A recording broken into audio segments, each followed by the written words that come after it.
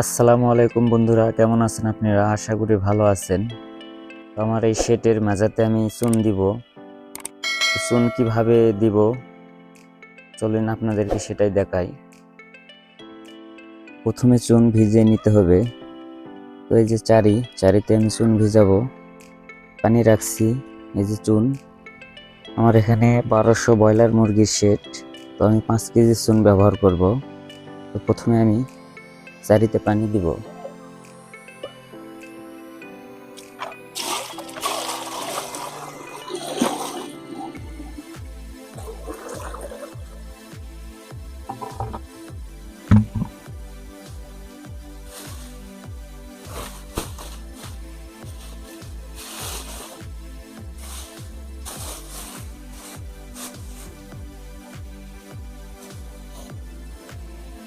পানিতে ছেড়ে দেব চুন।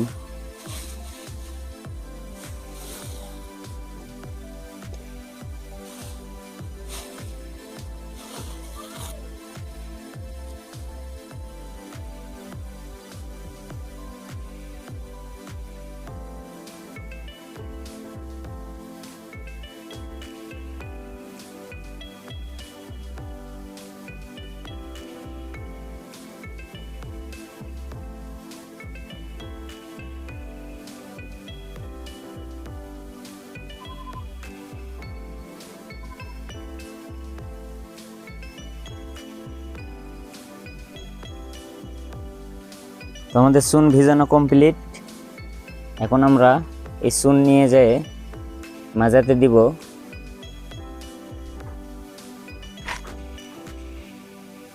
তো আমরা চুনটা এভাবে ওসমিশ করে নিব।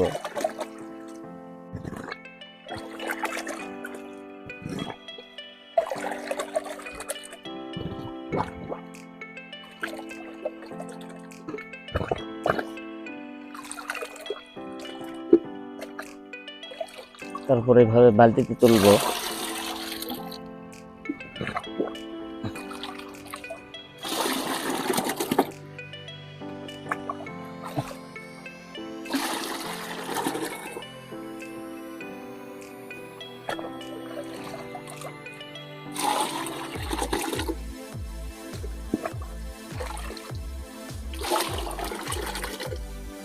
তখন আমরা এটা শেডের ভিতরে নিয়ে যাব।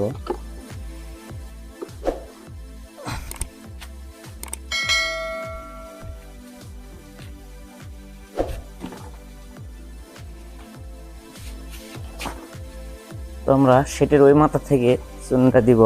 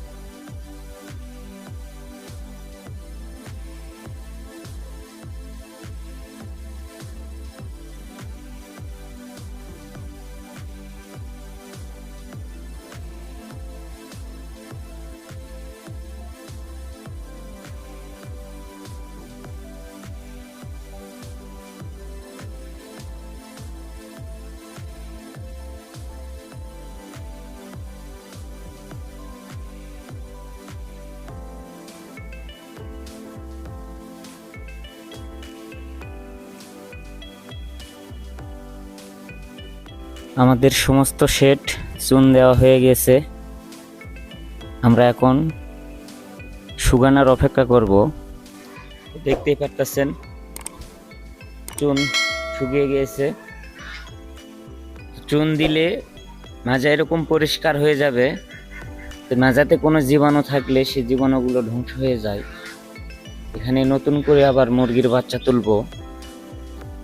তো আপনারা সবসময় চেষ্টা করবেন চালান উঠে গেলে মুরগির বাচ্চা নিয়ে আসার আগে এরকম পরিষ্কার করে মুরগির বাচ্চা নিয়ে আসার জন্য চেষ্টা করবেন সব সময়। তো সবাই ভালো থাকবেন, সুস্থ থাকবেন। আল্লাহ হাফেজ।